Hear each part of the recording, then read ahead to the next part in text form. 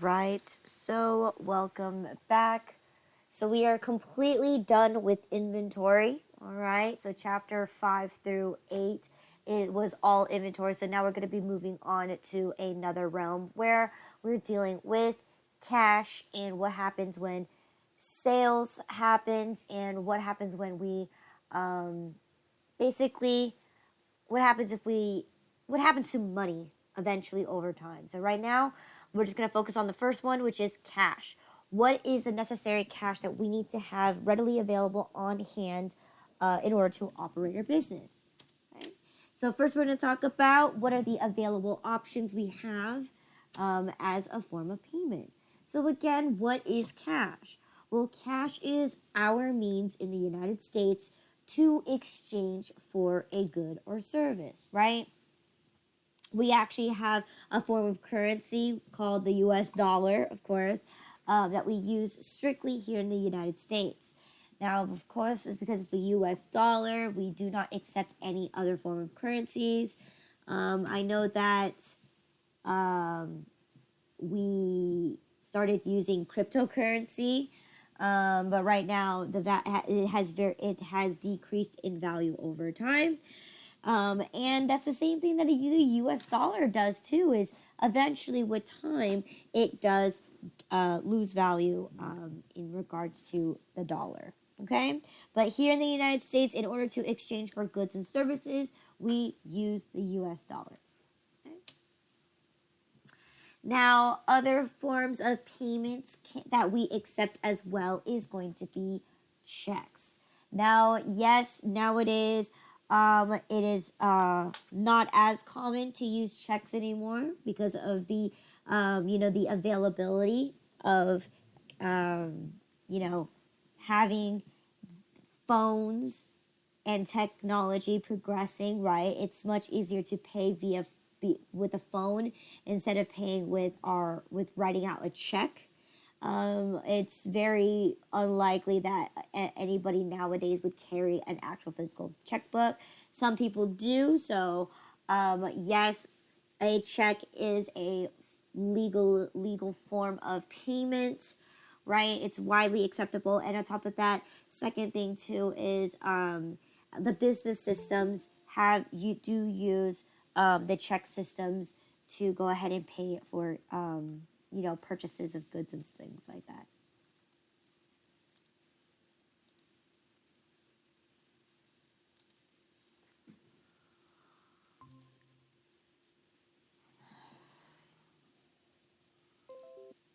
All right, so then now that we talked about a check, what makes a check valid? Okay. So in this case, right, in order to make a check valid, there are 5 components that you need to have.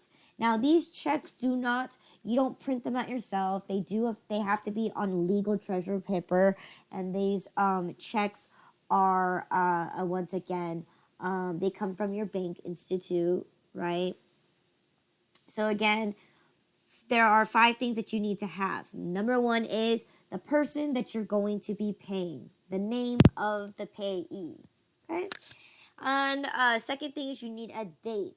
So the date is extremely important because you can write a check for the future that can basically, what the date does is it allows the payee to cash the check out between a certain period of time. So for instances, a lot of paychecks nowadays, right? Those are a common check that is being widely used for businesses, right? That they will timestamp it, they will date it saying that it will not be available on Friday. So, you can get your paycheck on Wednesday or Thursday, but you cannot cash it out until Friday. Okay? So that's an important thing that you have to have is a date of when the money is available for you to take out or cash out. Okay? Second thing is going to be the amount. Again, you have to have a written amount with the number as well, okay? So you know how much you are paying somebody, okay? And of course, you need the account number, which usually on your bank check it should already be written down below on a check, right? It should have your account number and your routing number. this information is necessary because you need to know where and how to process the check from which account. Okay, and last but not least, you need a signature. Okay, the signature is going to validate and verify that this transaction has occurred and that you accept the payment, okay, or accept that you're paying somebody, okay. So that's a huge thing about the signature, right? And only a few people can actually sign checks, right? It has to be the owner, partners, or it could be if the owner gives the treasurer the capabilities to sign and validate the check, then it's going to be signed by them. Okay. So again, it is very tricky because you need to have the person who's in charge of the company to be able to sign it. So a president, and so on and so forth. Okay. So checks is a type of form of payment for products and services. And then we dive into using credit cards. Now, credit cards is going to be the highly used method of payment, okay? Whether we pay for something or whether we receive payments, okay? So, for instance, if it is so easy to carry around a piece of plastic, nowadays you can carry it on your phone, right? If you have an Android or some kind of smartphone device, you have the capabilities to put credit cards on to your phone, which is a wallet. So again, the easy accessibilities of having a credit card is that everybody is willing to accept it, right? The most common credit cards that you normally see that are widely accepted is MasterCard and Visa, right? Other ones could be Discover Card, American Express, and a bunch of other ones, okay? But the most common ones is Visa and MasterCard, right? They're widely used in the United States and they're also internationally used as well. So with credit cards, right, here's one catch that you have to understand. It is not your own money, right? When we refer to credit cards come from a company, a credit company that lends you money to pay for things in advance, okay?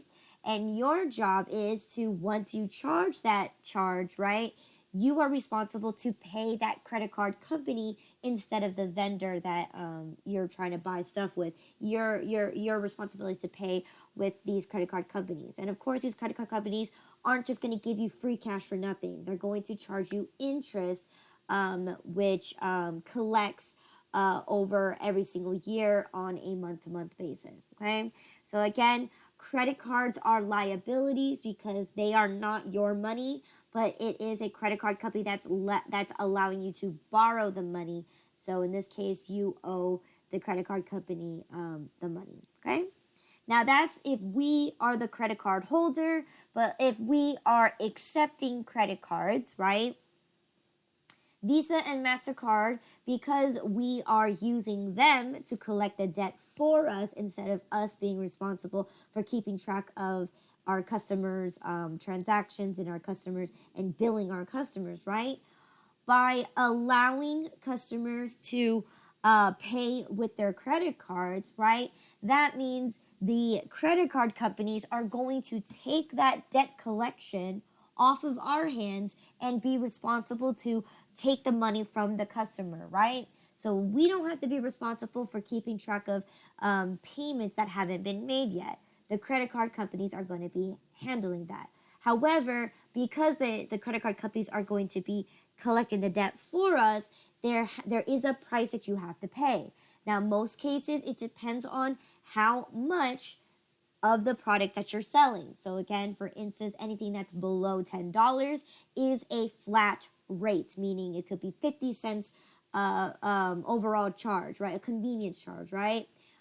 But another one is going to be a certain percentage of your sales. Now, it can go up from 1 to 5% of your actual sales. So at the end of the day, right, what you're essentially doing is you're paying these credit card companies a price to take the debt off of your hands. all right? And let them be responsible to bill their customers to collect the money, even if they cannot collect it, all right? So that's a huge, huge agreement that we have with the credit card system and businesses, right? So in this case, if we charge our credit card, we are subject to pay interest.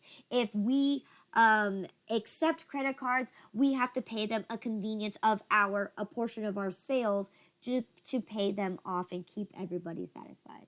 So that is why the credit card companies are so big and so widely and so have lots and lots of money, because of this idea of double charging, right? You're charging the people who use it. You're also charging the people who are wanting to be merchants, right? And accepting credit card payment to get the money as soon as possible. Yes. So, because credit cards, if we accept them, Mm-hmm. not use them, Mm-hmm. but we accept them, we treat them as if it was a cash thing, right? As Absolutely. proof of the funds. Okay. Absolutely, absolutely. Because what they are doing essentially is the customer is using these credit card companies to pay for the products and services that they buy from us. So by doing so, they are taking out a loan to pay us, so we get the money instantly, right? But because we get the money instantly, there's a processing fee because we have to connect our bank account to these credit card companies, and because we have to make some kind of formal agreement and set up that processing thing, so when we actually get that credit card box that swipes the cards or things like that, right? It's automatically wiring that money to our bank account, but at the same time, it's also administrating that service charge. So if you ever seen it, sometimes they do it. It's a convenience charge for using credit cards. That's Yeah. what they're taking away from us. Is that they're taking a portion of our sales to cover that convenience cost because we're using them to collect the money for us. Okay. Thank you. But yes, and on our books, if they pay with a credit card, that's our money. It's instant. It's paid off. So we don't have to wait for the customer to pay us later for us to finally get our operations done. It's instant cash at our in our point. Okay? All right. Oh wait, any other questions? Nope. Yes. So when the customer uses credit card, um, we are you are recording as if they paid a cash, Correct. and then but in reality, how often does the credit card actually pays to the businesses? If that makes when the actual transfer happened to our credit card, I mean to our banking. I because you briefly mentioned yesterday the credit card transfer the funds that's paid by credit card to businesses checking account by electrical fund transfer. Not electric funds transfer. That one's going to be completely different. This one is this is from a credit card company to the bank. Okay, that's completely separate than from bank to bank. That's Okay. electronics funds It does transfer. go in checking, though, right? Yes, It's not yes, just as cash. correct. You're not taking the credit card and using it as cash. It just goes straight to your checking account because it's electronically wiring it from the credit card box to your checking account. Yes. Now, when you do that, now again, because it's a credit card company to the checking account, it can take anywhere from 2 to 5 business days. Okay, especially when you put tip on a credit card, that takes 2 to 3 days to process that because on our end we have to do our job to recognize that the customer has also gave us tips, so we have to manually add that back into our checking account and charge the credit card because they tipped us. Okay, so that is another 2 to 3 day process. That's why sometimes when you look at your credit card statement, it doesn't go into the it doesn't go in right away. It takes about 2 to 5 business days to wire the money over into the checking account. Okay, so that's the standard waiting hold period when you do that. But when businesses are trying to collect money, especially tip, those things are usually done at the end of the day, right? You should collect your tips as soon as possible, right? But at the end of the day, sometimes you pay someone else to do that work for you while you go ahead and do your operations on your day-to-day basis. Okay? All right. Any other questions?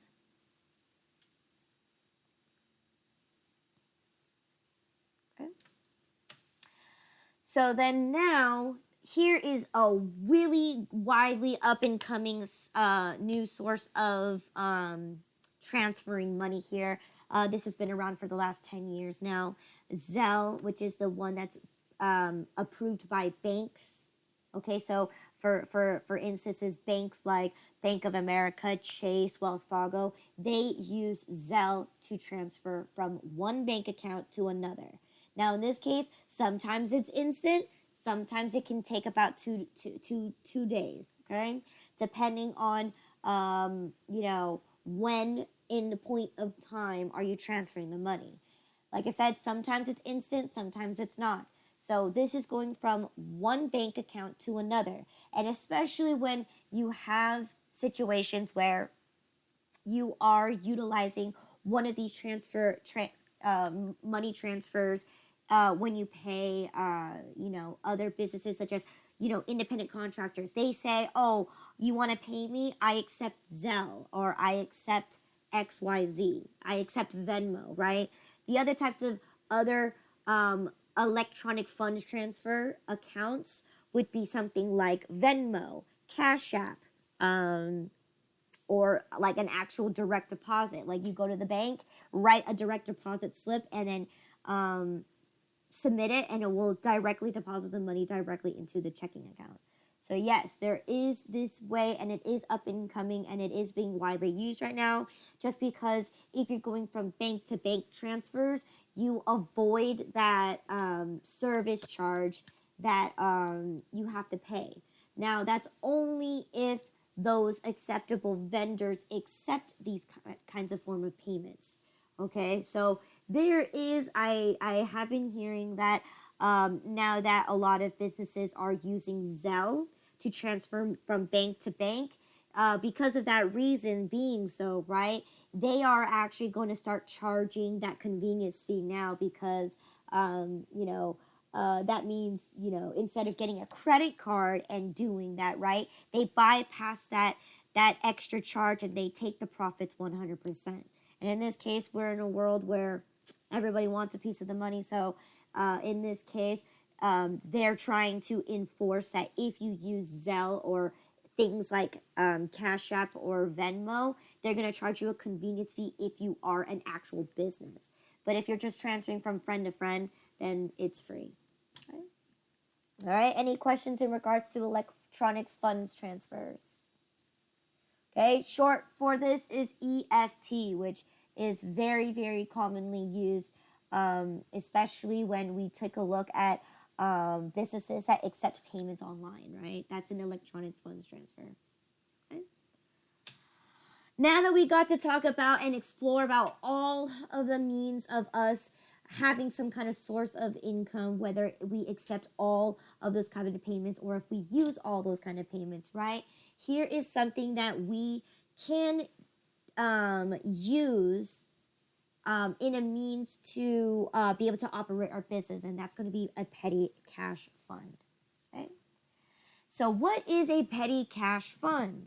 Well, for instances where you are a small business and let's say you want to buy things for the business, but again, the treasurer or whoever's responsible for the company's money, so the boss, isn't available in the office to be able to approve that transaction or give you money so you can go ahead and buy what you need for the business, right?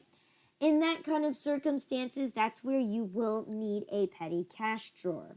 What is a petty cash drawer?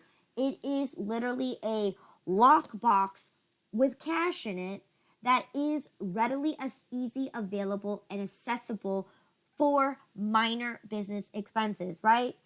You never want to use your own personal money to buy all these things for the business, right? Because some of those things might not be reimbursable, okay? And on top of that, especially when you're looking into something like that, why are you buying stuff for the business? It's your business, not you, okay? But if you're buying something for yourself for the business, then that's on your end, right? But if you're buying things like copy paper so that you can print for the office, then that's something that is definitely a business expense. So those kind of things, right? You don't want to run to your treasurer and say, hey, can you write me a check for $10 so I can go buy a ream of paper? No. That is why petty cash is a necessary thing for a business that has those minor inconveniences that may need or require someone to go purchase something real quick, and then instead of using their own money, they use the business's money. So that's what essentially a petty cash drawer is. Now, is it something that you absolutely need? No. It is optional if you deem that it's necessary. If it's unnecessary, then you don't need one. So that's why this chapter is very short, just because this can apply to you if you need it, but if you don't, then you can just ignore this part right here, okay? So that's one key feature, is that you are going to be having an actual physical lockbox with money inside it. And second thing is, you are going to be creating a ledger account for it. So in this case, so then when you do have this establishment, this box readily for to do minor expenses, you need some kind of track record to be able to keep track of where the money's going. So a ledger account is necessary, okay? So what is it used for? Again, you can use it for reimbursements. You can use it for business credit, to hold a business credit card, or you can also use it to hold cash receipts as well for those minor business expenses, okay? So that is what a petty cash drawer does. So let's go ahead and elaborate so that we can kind of see an example of why you would need a petty cash drawer, okay? So for instance here, we're going to be looking at an example here where these are the three steps that you need to have in order to establish a petty cash fund, okay? Number one is you need to have a manager who is going to be in charge, or the one that's going to establish the petty cash drawer, okay? You need to have a discussion with your boss to say, hey, I am currently running an office, right? If the ream of paper in this room starts to run out, I need to be able to have money available to run to the Office Depot to grab a ream of paper, okay? Or I need printer ink. That is something that you need to do. So again, if you're in an office, that will probably typically be one of those examples, right? You may also have your budget, your manager, right? If they can buy extra reams of stuff, right? But you cannot ever predict when things run out and when you need to go out and buy it, right? So in this case, you need to establish and have a formal discussion with the boss and with whoever's going to be involved with putting the money in the petty cash drawer, okay? So you need to have that first. Establish what kind of amount you're going to have in the petty cash drawer. And the second thing is you're going to do is you're going to journalize this transaction that you are going to open a petty cash drawer, okay? And then third, you're going to create a ledger account for the petty cash drawer. So in this case, on January 5th, you establish a petty cash drawer for $500, okay? So in this case, petty cash, and it's going to come out of your checking account, because this is the rule of thumb here. You either have two choices. You can either write a check to whoever's in charge of the petty cash drawer so they can go to the bank and withdraw the money and put it into the petty cash drawer, okay? Second thing you could do is if you're the owner, right? You can go into the bank for your business bank account, withdraw that money, and then put it into the petty cash drawer, okay? Because at the end of the day, the petty cash drawer must be filled with cash, okay? If there's no cash in it, then there's no point there's absolutely no point to have a petty cash drawer. And you might need exact change. So maybe a few 20s, maybe a few 10s, maybe a few 1s, and a few 5s, right? That would be ideal for a petty cash drawer, so you don't have to break the change or have to come back with the change, okay? As often as you would, okay? So in this case, that's how you establish it. Is you're going to open up a petty cash drawer and you're going to put money from your checking account into the petty cash drawer. Okay? So then when you do that, then number 3, which is establish your ledger, you're going to create your ledger, which we know, right? A ledger is the same thing as a journal, except it has and holds a running balance. So here, now that I journalized it on June 5th, I'm going to establish and update my petty cash ledger to let me know that I have $500 available. Okay? All right? Now, question is, how do I actually spend the money in the petty cash fund? Well, this is how you do it. Your job is to, whenever you need to buy a business expense, right? You're gonna take the money in the petty cash drawer. The person who's in charge of the petty cash drawer, so a petty cash drawer manager, is going to acknowledge who you are, how much you're going to be taking, and they are going to expect you to come back with the receipt and the exact change. Okay? So again, the petty cash drawer is when you take the money out, the petty cash drawer managers is going to expect you to return with the receipt and the exact change. Okay? And once that's recorded, then that gets put back into the lockbox. And then the procedures to take more money out is the same, right? You're going to request it, we sign it, bring back the receipt, bring back the exact change. So that means every single time you take money out from the petty cash drawer, essentially you're actually replacing the money that's in there with receipts. Okay? So at the end of the day, what you have to know is that every single time you take money out of the petty cash drawer and you replace it with the receipt, that means that the value of the petty cash drawer will retain the total amount that you established the petty cash drawer for the entire time. Okay? So that means if you took out $200, right? Then that means you should have $300 cash plus $200 worth of receipts. Okay? So at the end of the day, you will always constantly have $500 in total value, whether it's cash or receipts. Okay? And that's how you use the petty cash drawer. Okay? Once you reach the bottom of your petty cash drawer, meaning there's only a few dollars left, that is where you're going to replenish the petty cash drawer, okay? So this is an example of what happened when we established our petty cash drawer to be $500. All of these people took the money, right? This is the petty cash manager's records, right? They recorded when you took the money, who took the money, why they took the money, and how much they took the money, and whether they returned back with the receipt and the exact change. So then they're constantly recording these transactions to update so they know how much money is left in the petty cash drawer at all times. So for instance, the very first person that took out the money was Sam on January 10, and they took that money for business supplies or for meeting supplies.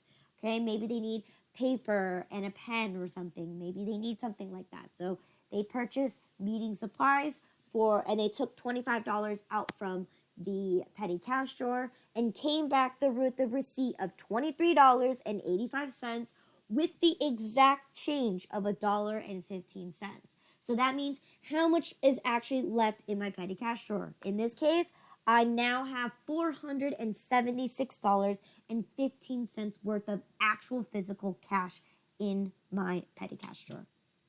Okay? So that's the idea here is you're constantly updating all of these minor business expenses and you're giving who took the money, when they took the money, why they take the money and how much they took. Because in this case, right, for anybody who forgets to come back to the petty cash drawer and give their receipt and exact change, you know exactly who did it. Okay?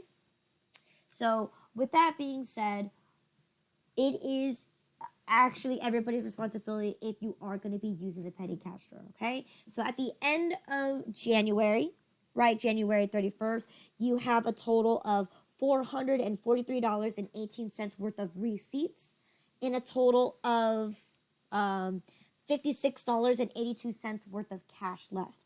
At the end of the day, what does this amount total up to? It totals up to $500. Okay? So once this happens, right, now for February, I only have $56 worth of cash. How in the world is that enough for me to proceed with February's operations, right? If January's operations looked like this.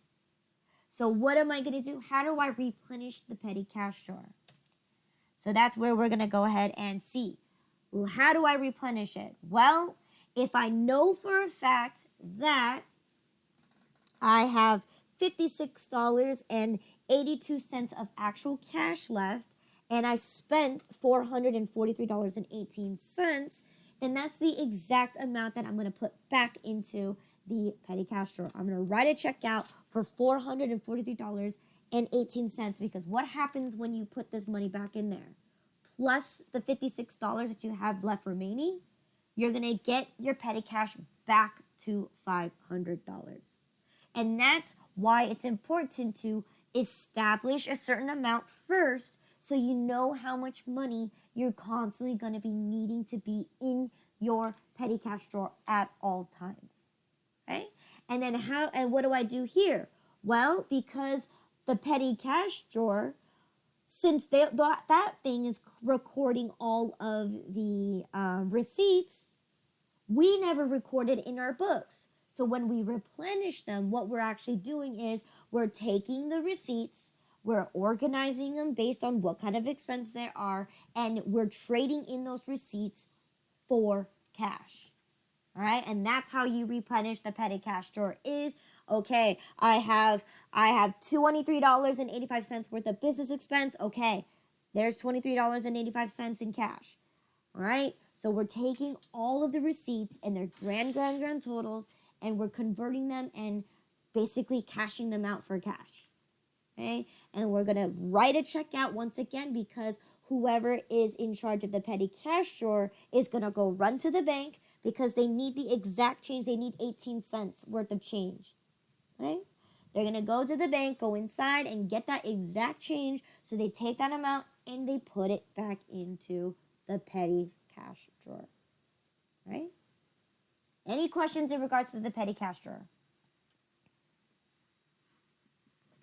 Yes. Yes.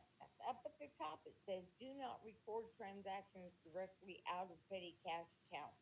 Yes. But, so how do you get them from the petty cash journal into the business or supplies or expenses or the right expense account? Okay, so in this case, right, on the person who's recording, who's taking the money and who's doing what, right? This is their end. This is what they recorded for us. Okay? But this hasn't touched the actual books yet because this one is completely set. This person isn't the accountant. This person that's doing this is probably maybe they're in charge of the register. Okay? Okay, They're recording the this. manager doesn't do it. Yes. The accountant doesn't. No, the accountant does not do this unless they specify it's the accountant's job. But that means that person has to be there every day to be able to administer all of this cash that's being taken out. Right. What I meant was to move it into the right expense account. The accountant does that, but the manager of the petty cash box organizes it and gives to the accountant. Correct. 100% correct. Yeah, so after, right, when you need more money into the petty cash drawer, they're going to give this worksheet, this ledger to the accountant, and they're going to get the approval from the boss to write a check for the exact amount of receipts that are in the petty cash drawer to replenish it. That is absolutely correct. So in this case, we look at all of this. From here, we look at all the receipts and we categorize it to those specific accounts that are necessary, that fits them. Because again, we have meeting supplies. We don't have that. That's just a business expense dash meeting on our end. Okay? So yes, we're going to have to take those receipts and recategorize them to fit the expenses that we need to take in our books. Okay? And then yes. We never touch our ledgers. We just take their crap and put into the ledgers. Correct. And because we're doing that, that means at the end of the day, the petty cash account never gets touched. Gotcha. Thank you. Right? Now, why is that? Why is the petty cash just not being touched? Well, in this case, it's because we don't.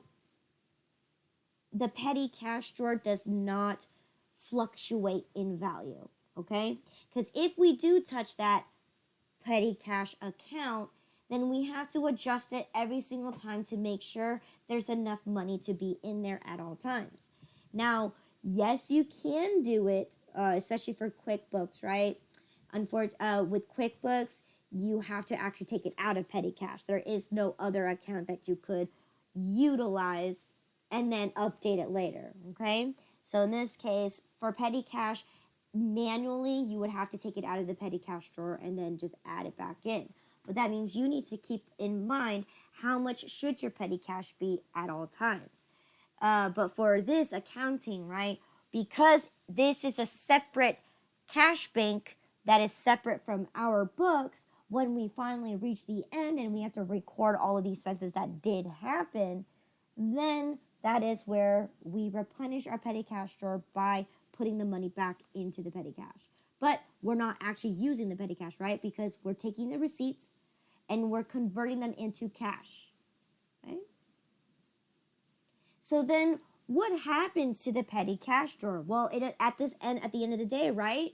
If you're taking the receipts, right, that is worth $443.18, and you decided to put the cash back into the petty cash drawer, what happens to the value of petty cash? It's still at $500. You still have $500 cash in there, right? Now, what if in this matter, since we were so low, we only had $56 left, what if we had a rediscussion saying, okay, we were very low in our petty cash drawer for the month of January. We need to increase it just in case, we go over it and we have to spend our own money to reimburse and so on and so forth, right? So in this case, we want to increase the value of our petty cash. If you want to increase the value of your petty cash, this is where you're going to journalize and put petty cash because you're adding more money to the petty cash. Okay? So the only thing that you use petty cash account for is if you're going to increase it or if you're going to decrease it. Okay? Never write off all of your expense directly out from the petty cash drawer. Okay? So that's where that rule comes from. Okay? So in this case, right in February, we decided to increase our petty cash drawer by $250. So that means if I were to increase my petty cash drawer, I should have a total of $750 in my petty cash drawer at all times. So I had $500 and I added another $250 in there. So I should have a total of $750 in my petty cash drawer at all times. Right? And then let's say for February, right, we did another round of using the petty cash drawer, and we end up only using $178 and even worth of expenses for the month of February. Okay? Then you just put that money back in there. Straightforward. right? Any questions here? Okay. And at any given point in time, you choose to no longer have the petty cash drawer because maybe your business decided to close it out because they decided to adopt with the new times and have a business credit card that can be like a library card where you check it in and you check it out, right? That is also another job that you can do as a petty cash manager is if you have a lockbox, you can record who uses that credit card and so on and so forth. But the only idea here is no one pays for it, right? The company just pays for it. In this case, right, if we choose to close out our petty cash drawer right now, we have $750 worth of cash in there. Where is that money going to go? You're not going to pocket that money. So where is it going to go? It's going to go back into your checking account. Okay? And you're going to close it out by crediting your petty cash account. And that's going to, when you record it in your ledger, saying as of June 1st, we're going to close it out for $750. So that means you don't have a petty cash drawer anymore. Okay? So you only use the petty cash account if you want to increase petty cash or decrease petty cash or close it out. All right? You do not write off your expenses out from there. Okay. Any questions?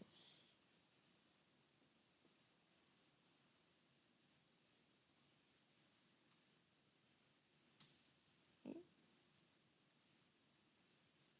So what happens when you actually have a cash register? Because in this case, right, maybe a petty cash is not something that a business needs. But definitely something that is more commonly used is a cash register, right? Because a cash register actually functions more or less very similar to a petty cash drawer. The only difference is you're not putting money into the cash register, right? You're taking money out from the cash register, okay? Because who's going to be putting the money in there? Your customers are, okay? So that's the only difference is you won't be replenishing your petty cash drawer. But the same rules apply for a cash register is the same as a petty cash. You need to establish a establish a cash register. If you need to have more money in there, you're going to increase the cash register. And if you need to clean out the cash register, then you close it out by taking all the money out of the cash register and putting it back into your checking account. So all of those are all going to be the same exact steps as it is if you were to have a petty cash drawer, okay? Because this is the most similar concept that is actually much more easier to understand because most businesses is going to have a cash register at some given point in their business, right? So how do we establish a cash register? Well, you establish it by one, discussing with your boss how much cash should you have in the cash register that you think is enough to exchange with the customers that you are having that are buying your products and services. Okay? And then of course you're going to have to you have to record the transaction and you need to create a ledger account. So very similar to petty cash, right? So in this case, on January 5th, you establish the cash register for $500, okay? You got 20s, 10s, 5s, and 1s. You need, and quarters, dimes, and nickels, right? You need exact change so you can exchange with your customers, right? So in this case, I put cash in register. Another common one could be cash on hand, okay? Other ones could be cash register itself, just making sure that you can associate a cash register difference between an asset, which is your current asset, versus a fixed asset. Okay, whatever you want to use it for, it could be just plain register if you need so. Okay, so whatever account that you use, in this case, I use cash in register, right? And I use my checking. And where's that money going to come from? It's going to come out of your checking account because you need to go into the bank to get exact change in quarters, dimes, nickels, and pennies, right? You need the exact change. Okay? So in this case, we're going to plug it in here and record that I established my cash in the register for $500. Now, here's the important part. Your manager of the cash register, okay, does not need to record anything other than making sure how much they started out with in the beginning of the day and how much they ended the day with, okay? Those are the only two things that are record. Why? Because you already have another method to calculate all your cash sales, right? You do that by going through cash sales. So there's no point to have to require someone to record all of those receipts. Now, oftentimes what you do normally see is that when you're at a restaurant or in this case, like if you go to like Starbucks, for instance, right?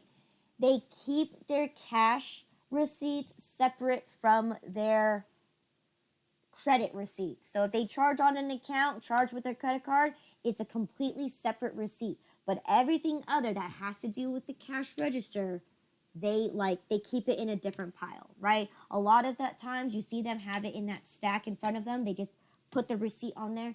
That is all your cash receipts. Those are going to be counted at the end of the day, so you can match your total cash that you received with the total cash that you began with in the cash register. So you can know how much money you should have in there at all times. Okay?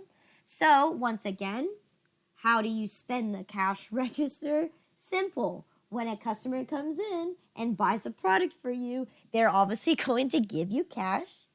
And your job is to exchange with them whatever remaining cash that they're supposed to have. So in this case, right, how do you spend the petty cash? You're only spending the petty cash to exchange the money with your customers. So in this case, right, you're constantly increasing your cash register at all times.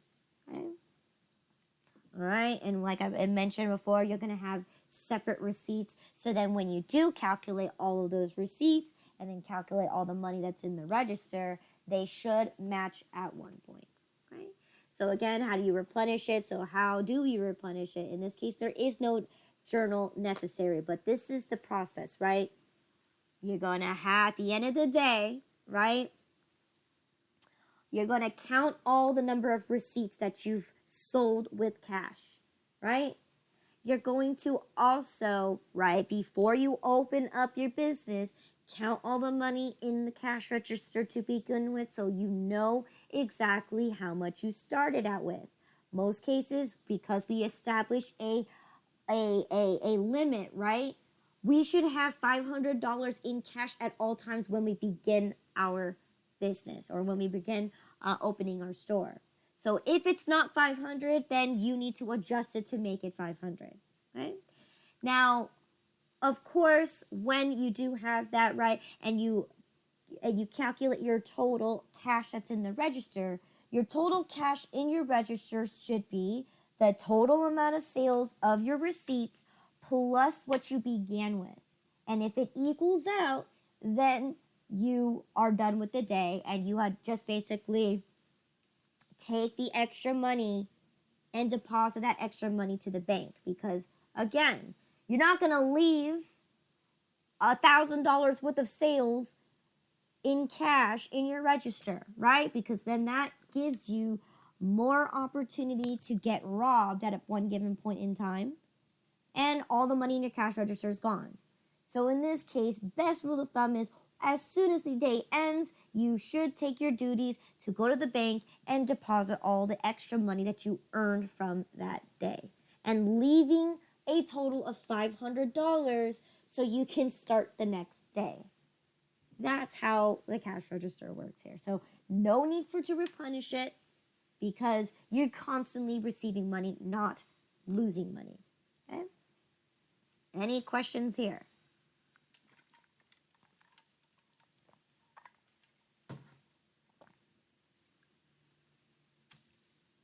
Okay. So again, if you need to increase the money in the cash register, you deem so what's necessary. So let's say sales is picking up you had to run to the bank in the middle of the day just to get enough cash to give back to your customers, right? Or you need to break up some of your 20s or something like that, then it means that you need to increase the amount of money that's in your cash register so you have plenty enough to exchange with your customers. So how do you do that? Well, you just increase the cash in the register and take the money out from your checking account. Okay, and then of course when you do that, then you update your ledger. So now you have $750 in your cash register at all times. Okay. Now let's say, for instance, you decided to say, nope, we're gonna drop the whole cash basis and we're gonna go towards using credit card companies only, right? Only accept credit cards as a form of payment. Then how do you close it out? Well, where does all the money in the cash register go? It's going to go to your bank account. So in this case, that's exactly what you're doing here, right? And then you're just going to write it off, right? So any questions in regards to a cash register? The concepts of cash registers and petty cash are identical. The only difference is there's no need to replenish the cash register. Right? Any questions?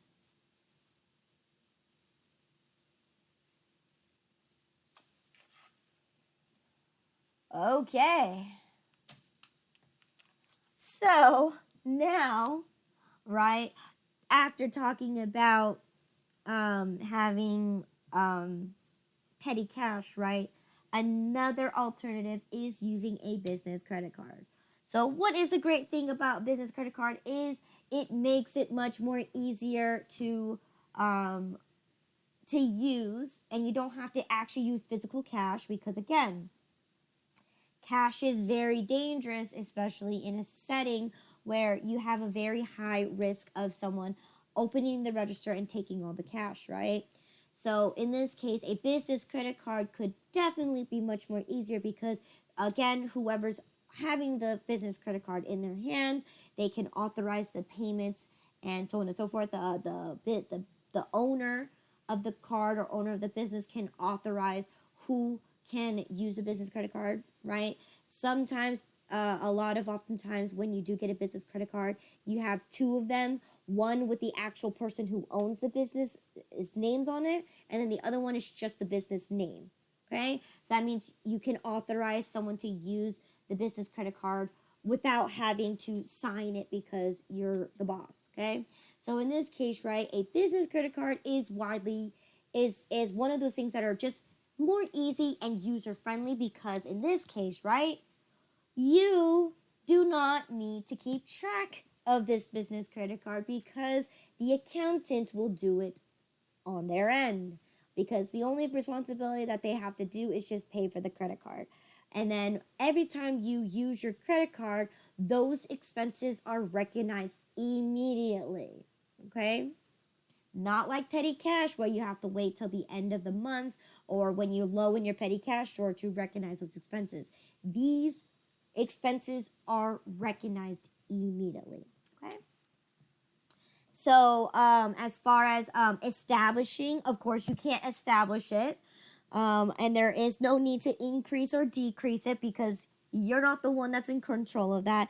And last but not least, replenishing the credit card and closing out the credit card are the simple ones because, again, every time you use a business credit card, what do you have to do? You have to obviously pay for it in order for you to be able to use it again. All right?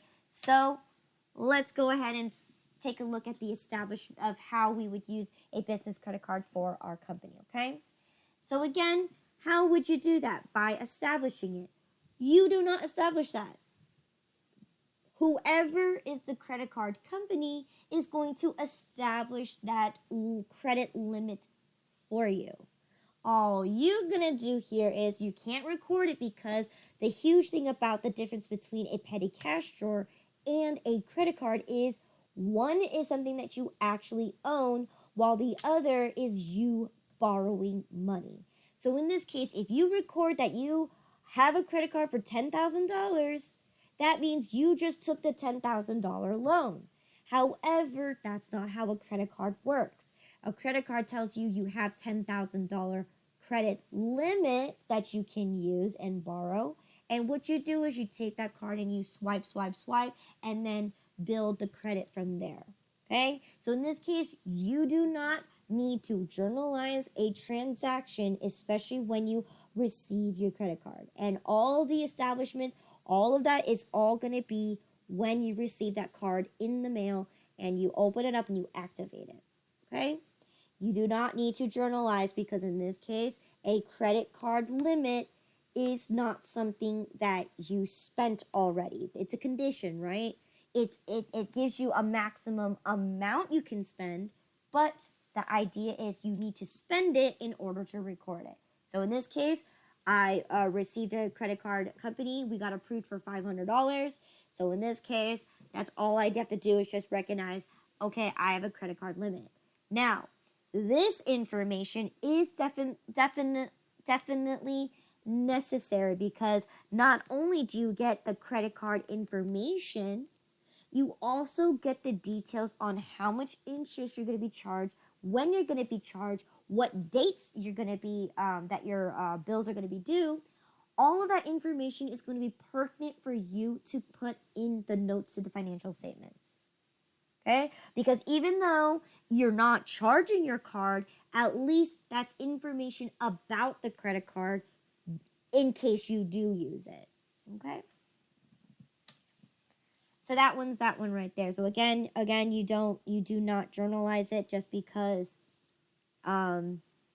if you journalize it, it just means that you spent the money, but in this case, you just acquired the $500 credit card.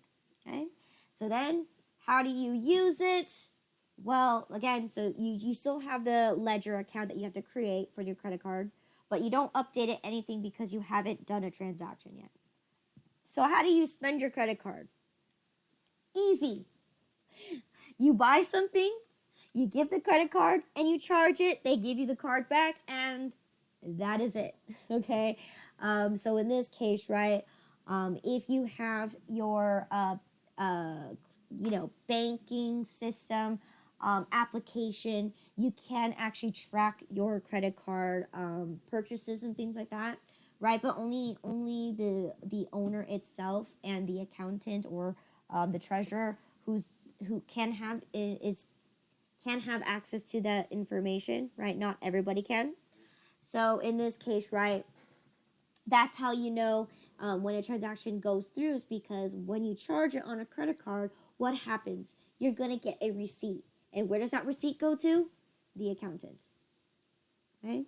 So once that has happened, right, this is what we're going to have to do. So on January 10, you purchased office supplies for $56, okay? And of course, you also used your business credit card. So how are you going to record it now? Because you're using your credit card for the first time. Well, you bought office supplies and you use your Visa credit card, okay, for $56, okay? And we know that we just increased our liability because we just took out $56 from our credit card company to pay for these office supplies. Okay? The expense gets recognized immediately. Okay? So then because on our end, since we journalize this, we need to keep a track record on our end so then we can reconcile our credit card transactions at the end of the month. Okay? And we'll talk about bank reconciliations in the next chapter. Okay? So for now, we need to keep a track record to make sure that the credit card company, right, and the vendor that we charge the card on doesn't double charge us. And second of all, to make sure that we know how much money we have on hand at all times. Okay? So in this case, that's what we're going to do. We recognize that was our first credit card transaction. So now I owe the Visa Gold credit card $56 because I used $56. Okay? And of course, how do I replenish it? Well, eventually you'll receive a bill from the credit card company, right? So in this case, you yourself do not figure it out yourself. You do not calculate the interest yourself. They will do it for you automatically. They will be billing you every single month so you can make a payment, okay?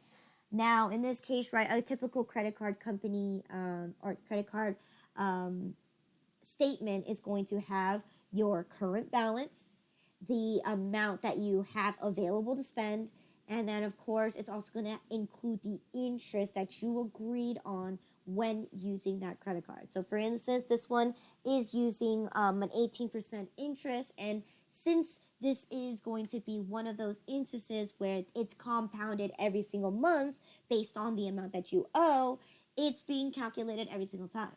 Now, when we dive into chapter 10, okay, we'll talk about what interest does and what it is, because this percentage is not for the month, it's for the whole year.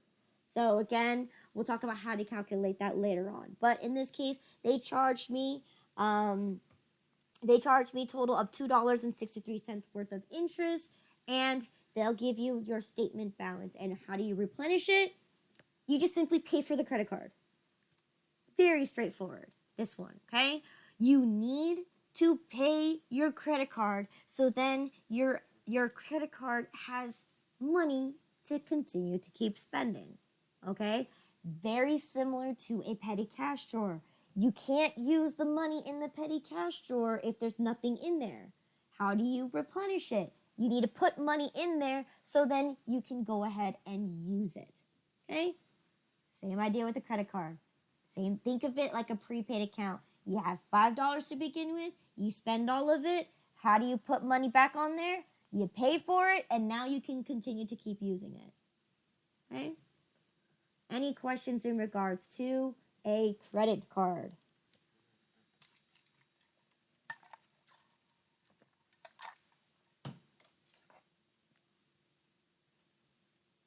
Okay. All right. So again, when you replenish it, there's nothing that you really need to do here except for just paying it. So how do you pay it? Well, let's take a look. We compare and contrast, right?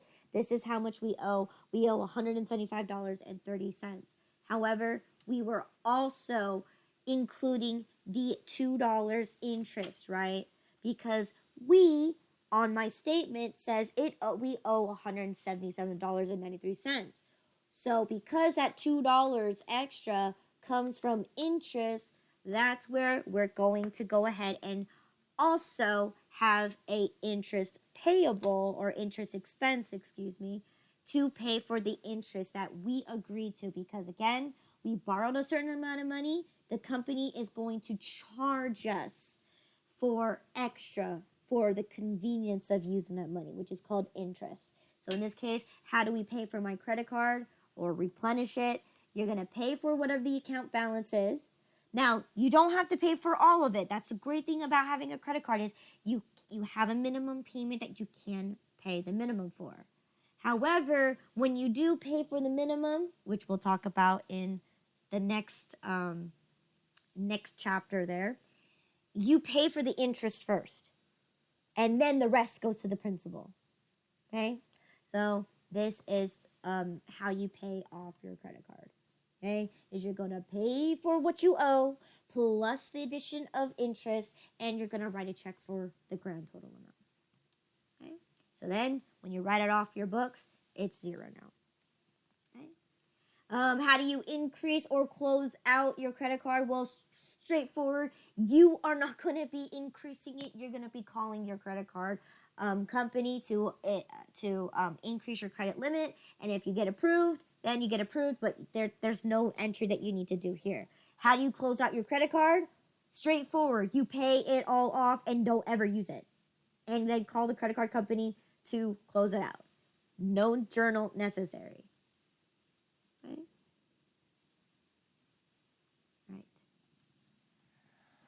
Okay, so that is looking at having a petty cash drawer, a cash register, and using a business credit card. So last section we're going to talk about here is what happens when there's a cash shortage or a cash overage. Okay? So for instances that you have a petty cash drawer or a cash register, Oftentimes, if you're not being very careful, or if someone isn't recording these things correctly, such as your petty cash manager isn't recording half the transactions, or if the boss decides to go in because he owns the money to everything in the business, right? He can go in and take it without letting anybody know. It's his money. For any reasons that you have that, or for instance, right, you have a cash register and the customer says you can keep the change and you accidentally dump it back into your cash register. That is extra money that you have in the cash register. Of course, you're going to have money. You're going to have too much money in your petty cash drawer, right? So that's why they always have a tip jar in front of the cash register. So for any reasons that the customer says keep the change, you dump it in the tip jar. Okay? So there are many reasons that you can have a cash shortage or a cash overage, and let's go ahead and take a look. So again, what causes a cash shortage or a cash overage? Well, we told you all those mistakes that can happen, and what happens is when you calculate your total of your receipts and it does not match your cash register or your petty cash, that's when you'll understand that you have either too much money or you have too less money. Right? So for this example here, right, we're going to use petty cash as our example here. If on June 1st you establish a petty cash for a total of $600, right, and then at the end of June, right, you need to replenish the petty cash drawer, and this is what you find. You find that you calculated a total of receipts to give you a total of $590, and that you had cash left remaining of and you didn't have any cash left remaining in your petty cash drawer. So in this case, right, I'm missing money, right? I counted a total receipts to be $509, and there's no cash left over, right? And my cash box needs to be at least $600. So how am I going to record this? This is going to be considered an expense, right? A cash shortage or a cash overage is going to be an expense account. Okay? So in this case, because we acknowledge that we are short $10, right? Because we have $590 when we're supposed to have $600, we're $10 short. So what happens is we're going to recognize that we're $10 short, and we're going to write a check for the total amount that you're supposed to have in your petty cash drawer. So in this case, there's nothing in the petty cash drawer, so I'm going to replenish it for the total amount that we established it at, which is $600. And what your job to do is from here on out, after you've done this, right, because you need to move on, you need to investigate where that $10 is going, okay? Because that $10 needs to be found. And if you cannot absolutely find it, then it gets written off at the end of the accounting period. But in this case, you need to recognize and locate where that missing $10 is. Okay? Second example here is going to be, if you establish your petty cash drawer at $600, and at the end of the month you need to replenish it. This time you gathered a grand total of $600 of receipts, but you still had $20 left remaining in your petty cash drawer. So what happened here? I have $20 over what I should have in my petty cash drawer. So what happens here? I'm going to use that same account, right? Cash shortage, cash overage, right? And I'm going to decrease that account by $20. And what happens is that means I'm going to take that $20 and I'm going to add it to however much I'm supposed to be putting back into the petty cash drawer. Okay, so in this case, $580. And what you're going to have to do is, once again, investigate why is there an extra receipt, or why is there extra money in here? Maybe the owner decided to come across and say, oh, I got some loose change, throw some money in there. Okay? Oftentimes, you shouldn't do that, right? A petty cash drawer is not a means for your savings. It's not a means for you to just dump your change anywhere. But some people do it, okay? All right? Same thing with the cash register, right? They might accidentally just drop the change into the cash register. only to realize that they're causing the cash register to have an overage. Right? Simple. All right, chapter review. We just went over how to establish a petty cash drawer. Okay, so for this instance, I only need you to understand this concept. I only need you to understand how to establish, how to replenish, how to increase and decrease the accounts. That's it. And for this one, I'm not going to have you required to know cash and register or credit card, business credit card, because those may not apply to you. But however, understanding the fundamental concept here, which was it stemmed out from the same concept of understanding petty cash, right? All the other ones are the same except you just replace the name, but some of them have a few differences. But in this case, that's what I want you to get away from this is that we learned petty cash first, so I need you to understand how to establish, how to increase and decrease, and how to close it out, and how to replenish it. Okay? So any questions in regards to chapter 9?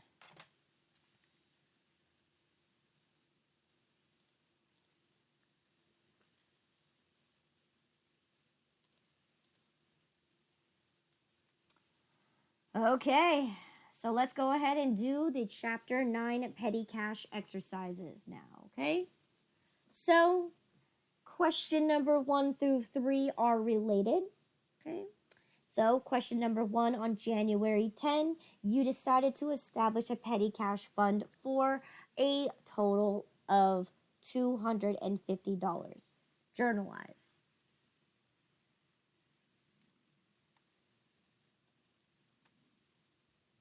You debit petty cash Mm-hmm. and credit checking for the 250. Good, right? You're going to debit your petty cash, you're going to credit your checking account for the total amount of $250. All right, and your notes here could be to establish petty cash. Okay. Question 2, on January 12th, you took $20 from the petty cash drawer and to pay for party supplies, okay? Costing a total of $18.57. Journalize.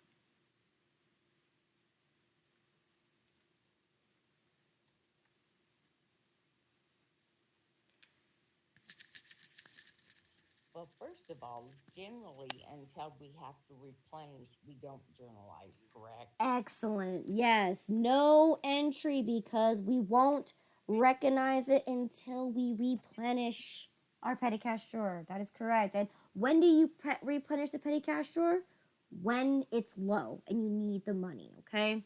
So in this case, it doesn't have to necessarily be the end of the month. Ideally, it should be done at the end of the month.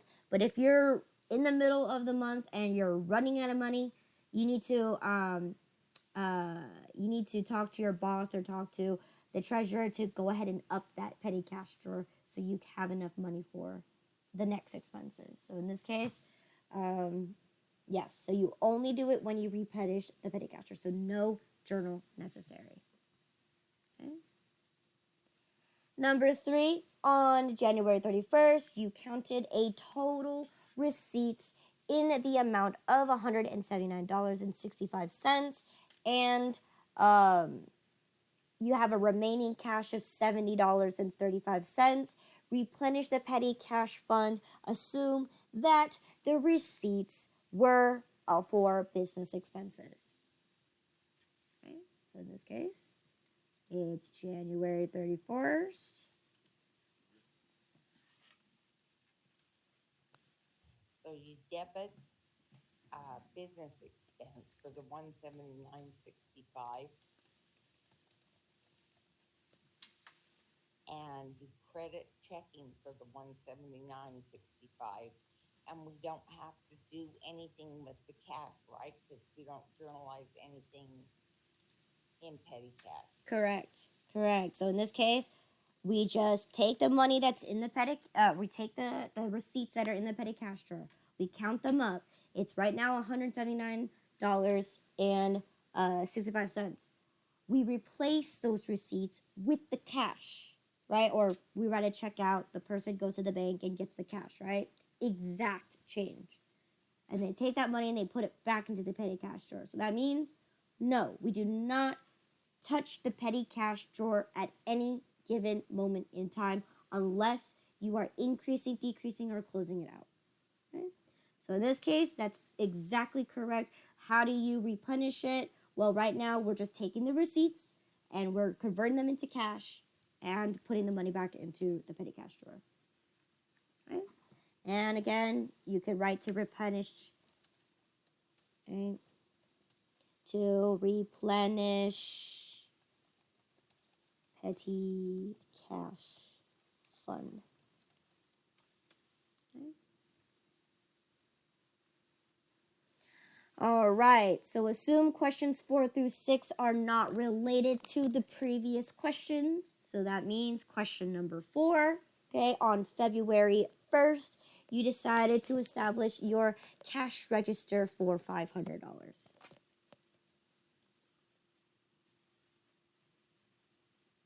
February 1st.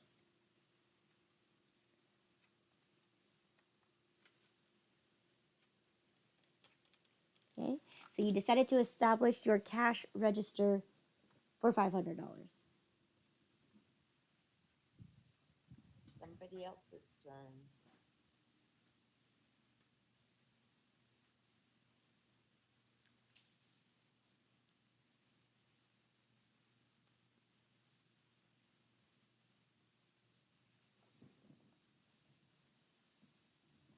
May, you want to do this, or Ibrahim? Sure, it's cash in register or cash on hand for 500 in debit, and then checking credit $500. Good, right? We need to put money into the cash register, and we're going to put $500 worth, okay? However many 20s, 10s, and 5s, and pennies and dimes, it doesn't matter, right? You can disclose that if you'd like, but in this case, you know your cash register must hold a total of $500 at all times. So to establish cash in register. Okay. Question number 5, okay? On February 15, at the end of the day, you counted a total of $156 worth of cash receipts, cash sales receipts, and a total of $656 in cash in the cash register, okay? Replenish the cash register. So first you write down the date, and then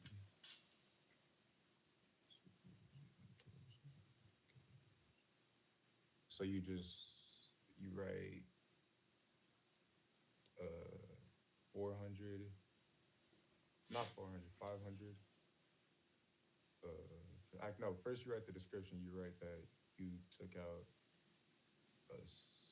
petty cash.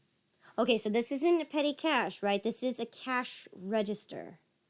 Oh, so you write cash register. Okay, so what are you doing here? We have a total of $656 in my cash register. When I established it at $500. So is it necessary that I need to replenish my cash register? No, because it's not fully out. It's not fully like. Well, in this case, what's the difference between a cash register and a petty cash? You said what's the difference between what? What's the difference between a cash register and a petty cash? Well, petty cash is the petty cash drawer. Cash register is the cash collected. Cash collected. Excellent. So is there any means necessary for us to replenish the cash register? Excuse me, I keep saying petty cash. No, because you don't replenish the cash in the cash register. Cash register is only cash that you collected. Excellent. So in this case, no entry necessary. Okay, good. All right, last question, number 6 here. On February 28th, you decided to switch from a cash register to a credit card only transactions. Okay, so how do I journalize the closing of the cash register? I don't need the cash register anymore, so how do I close it out? Okay, don't you just write first you write don't you write just first cash register and then you write second description closing or something like that? Okay, so now am I increasing my cash register or am I decreasing my cash register? You're decreasing it because you're closing it. Okay, so am I debiting that or crediting that? It would be debiting. Okay, so debiting means because a cash register is also your cash, right? It's from your business. If I debit that, that's going to increase my cash register. I mean, credit, you're right. You need to credit, good, because we're taking the money out, right? So Right, where am I going to put it's this? only the other way when you do accounts. I forgot. Yes, yes. So in this case, now that I'm taking the money out of my cash register, where am I putting this money? Am I going to pocket this money? No, you're going to put into another account. What account would I put it in? Checking. Yes, you're not going to hold on to the money. You're going to put it back to where it belongs, which is in the business checking account. Now, in this case, right, questions 4 through 6 are related. So if I establish my cash register at $500, Right. how much am I going to need to close it out? You're going to need 500. You're going to need 500. Excellent. So in this case, you're going to empty out the cash register, which is worth $500, and you're going to put it into checking. Good. To close out cash register. Then don't you also with those sales? Wait, but I thought when you Do it. debited. Oh, my fault. You can speak. I apologize. No, we didn't do anything with the 156 that's sitting in the cash register. Well, in this case, they are okay. They are related, but in this case, they're separate in a sense of, okay, yes, that is true. I did not but in this case, I never put the money in the cash register. Understand? I didn't record the receipts. So at a different point, you have put the sales receipts into the sales. The sales receipt would go into checking. So in this case, right, my assumption is that extra $156 that I had for sales, since I have to start my cash register every morning with $500, right? That money is going to go immediately to my checking account. All right, thank you. Now, yes, if you prefer to do it this way, yes, you can do it this way where every time you have a sales, right, a cash sales, we're putting it into my cash register, right? Yes, I can do that. And at the end of the day, I take my cash register and I remove my sales to leave $500 in my cash account for the next day of sales. Yes, you can do that. But again, then you're adding in more journals than necessary. In this case, my assumption is I just had sales. I'm going to put that into my checking account immediately. Right? At the end of the day, I'm going to take that $156 and put it into my checking account because at the end of the day, I need to start out with $500 in my cash register for the next day.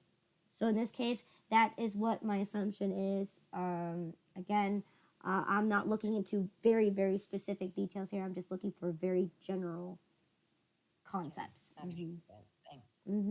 So in this case, yes, checking for cash in register. So go ahead, Abraham. What was your question?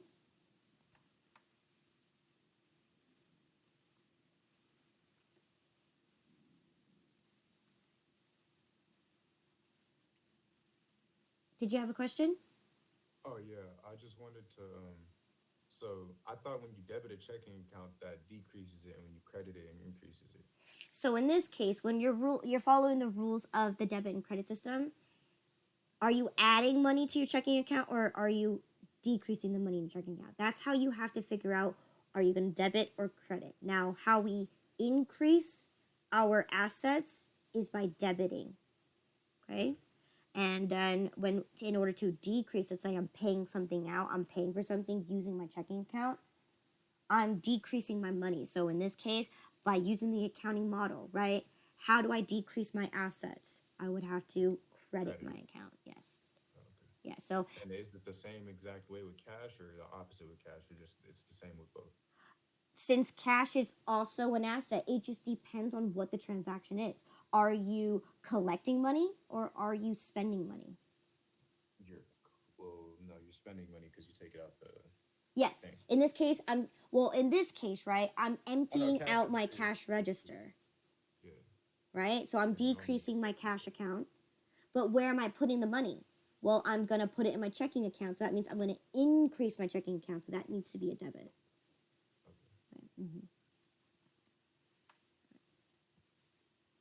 Right? All right. So, all right, assumes questions 7 through 9 are not related to the previous questions. Okay, question number 7 on April 1st. Okay, you applied for a Visa business credit card, and then of course you got approved for $1,000 credit. Okay, with interest of 18% APR. Okay, which is on unpaid balances. Okay, as usual. Okay, so record this transaction.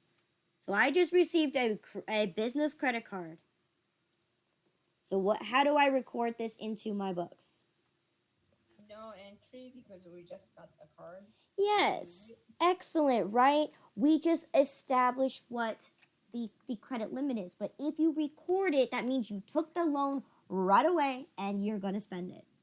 Okay? Or you spent it already, right? In this case, no transactions was necessary because all you did was receive the card.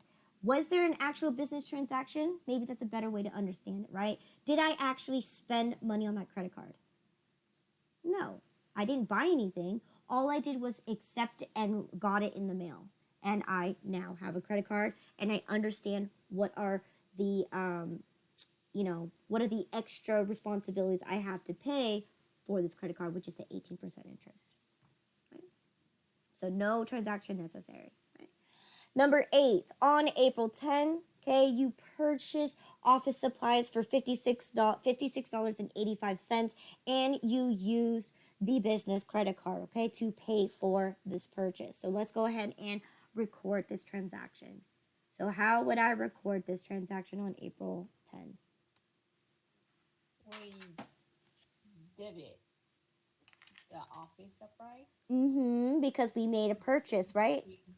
56.85, and then we put it in the Visa payable account. Yes, because $56.85 in credit. excellent, because we used our credit card, right? We increased money that we owe to my credit card company now. So I have to increase my liability, okay, by $56.85. Okay. Last question here, number 9. On May 1st, okay, you received your credit card bill. Excuse me. Okay.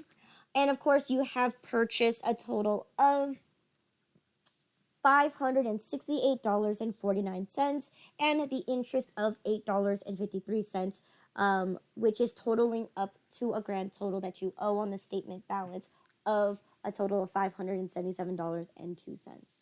Okay, and of course, you decide to pay the whole entire credit card bill off with a check. Record this transaction.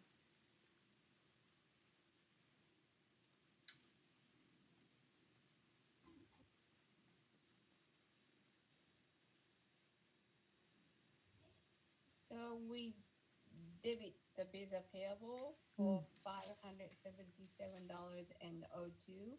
Okay, no. And we also debit the interest expense of $8.53. Okay, calculate that And again. then